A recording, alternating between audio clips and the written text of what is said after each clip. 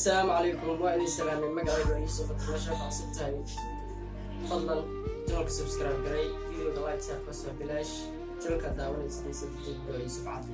سو دواو واتهاي جايز هذا بيش أقول قلنا برنامج كمان تايدين ولا برت جنوك ما شاء الله والمهن سبسكرايب كيسة وحير خلاص بونا اوكي وبا ku darsamay aad iyo aad baan idinku hambalyeynaya waa tahay dadka i gaarsiiyay subscribe-kay waxa kor u dhaqaajiyay idinka viewskan ma sha Allah waxa walba ma sha Allah waayo ilaahay ka soko dadkan manaha madaxda ku gaaray idinka waa tahay guys channelka maanta waxa uu ku soo daray barnaamijyadii uu bixin jiray kulli maanta waxa hal barnaamij ah uu soo daray barnaamijkaas oo ah arrimo jacayl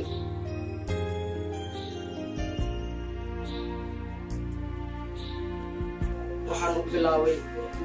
maxalli asiga wiil xalaya saaxiibanahay arin jecel leeyahay tartiib aan bilaaway aan ugu soo daray barnaamijkan channelkeena saylataa jalkeen faa'iido u yahay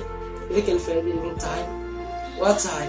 qofkii noo hayo is jecel xalin badan ay ku dhacday saaxiibkiisa ku dhacday ama qof ay si qani ku dhacday wuxuu nagu soo diri karaa barteena Instagram-ka ee Yusuf Xabdi okay guys maanta sheekada idin wada ama qisada idin wada qisa aad u xanuun badan waxay ku dhacday wiilka xalay ila soo hadlayay saaxiibkiisa oo joogo dalka London ayuu joogaa qisadii waxaan jeclahay faahfaahin kadib inaan u guda galno okay guys hada qisada u guda galno wiilka magaciisa waxaa la yiraahdaa qisada ku dhacday Yaasir okay guys qisada da u guda galno wiilka qisada ku dhacday waxaa la yiraahdaa Yaasir ayaa wuxuu jeclaaday gabar la yiraahdo Yaasir intii jeclaaday aragtay waxay ku kulmeen bas dalka London asigoo jooga ay maalmaha ka mid ah bas uu soo raacay meesha kula kulmay Yaasir gabadhii markii la kulmay meesha isku bartay nambar ayaa la kala qaatay nambaradii kadib markaas ayaa nambaradii markii ay kala qaateen wictaan isku bilaaway markay sheekaysanayeen ilaa iyo 3 bilood ay arrintooda isku bedeshay jacaylkii kadib ay sii wadeen sano ilaa iyo 2 sano ku dhawaad ayay waalidiintooda kala tashteen arrinta guurka markaas kadib ay waalidiintooda kala tashteen arrinta guurka iyo guurkooda u hagaagay markay isguursadeen kadib ayaa dalka Dubai ay ku aqal galeen ay todobax u aadeen todobaxii markay ku soo fogaadeen ay 3 bilood ay soo jireen ay ku soo laabteen dalka London ay kuwa isku barteen oo meesha ay wada joogi jireen maashi kadib ayagoo sida uu wada jooga wuxuu igu yiri wiilkii sida igu sheegay qisada sida ayagu wada jooga ayuu wuxuu igu dhahay saaxiibkii isbedel weyn ayaan ka dareemay Yaasmiin oo sidii ku bartay sida isku kursanay ma ahayn oo isbedel weyn ayaan ka dareemay gadaal kadib isbedel weyn oo zaid u ballaaran ayaan ka dareemay markaas ayaa iyadoo u 4 bilood yeelay markaa kadib anagoo isku soo laabanay London markaa ku soo laabanay isbedelkii aan ka dareemayo ayaa mar walba su'aalaan weydiin baho isbedelka maxaa waaye ay ugu dhihi jirtaan isla fahmayeen qof ku fahmayo ama xaas adiga ku qaas oo si fiican isku fahmaysan guurso maalmaha ka mid ah ayda buuqaysa u taagan ayaan ku yiri walaalay maxaan qof mar walba waxa igu dhacda guurso waa maxaa adiga xaaskayga ma tihiin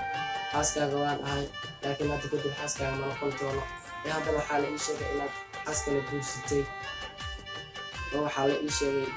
xaaskala guursatay marka aniga madaxayga u baahanahay madaxayga isii Yaasir ayay shalay ka noqotay waagii ayaa ku bariyay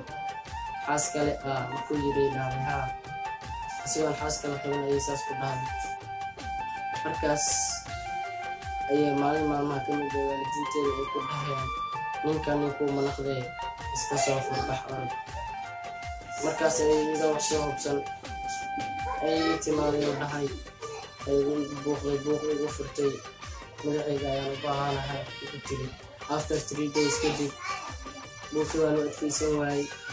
madaxayga waa siiyey marka aan furay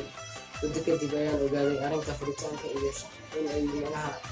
Yasmin la soo macnaha ay soo tirtireen waalidkeeda markaasi waa tahay markii ay kasoo wareegatay 2 sano markii ay kasoo wareegatay ayaa waxaa lagu yiri dhahay muddadii kadib oo kasoo wareegatay 2 years 2 sano kadib ayay macnaha ogaanay arrintii inay ka dambeeyeen oo sida ayaan ugu aamusay ayaan ogaanshay aan ogaaday inay iga soo tirtirayeen wax dheer ay kasoo wareegan ayaa Yasmin maalmaha ka mid ah ay soo wacday ayaan ayada iga codsanayso aylaysa igu tiri waxaan u baahanahay inaad mar labaad aan isguursano ama aan isku naqsano ayaan telefoonkii ku damiyey waa tahay guys qisada inta ay ku ag tahay inta videogan la daawatay waxaan ka codsanaynaa wixii jawaab noo hayaan ama wixii fikrad noo hayaan Yaasir wixii ku dhacay aad maqlaysaan dad video soo daawatay fadlan la soo taliya ayuu ugu yiri ani talada kaliya ka dhigtay idinka wixii talaad noo hayaan waxaad noogu reebi kartaan bartaan Instagram ku leenahay official Yusuf Cabdi ama community guys oo ku faafsanay channelkayga inuu kusoo kordhiyo arrimo jacayl hadday sidaa tahay waxaan idinka codsanaynaa dad ma haysaan wax xaqiisii jacayl ama waxyaaba adiga kugu dhacay kusoo waxaad noogu soo dirtaa saacadday kugu sheegay iyo mustacdi kugu sheegay official Yusuf Cabdi aan ku leenahay Instagram waad ku maasantahay daawashada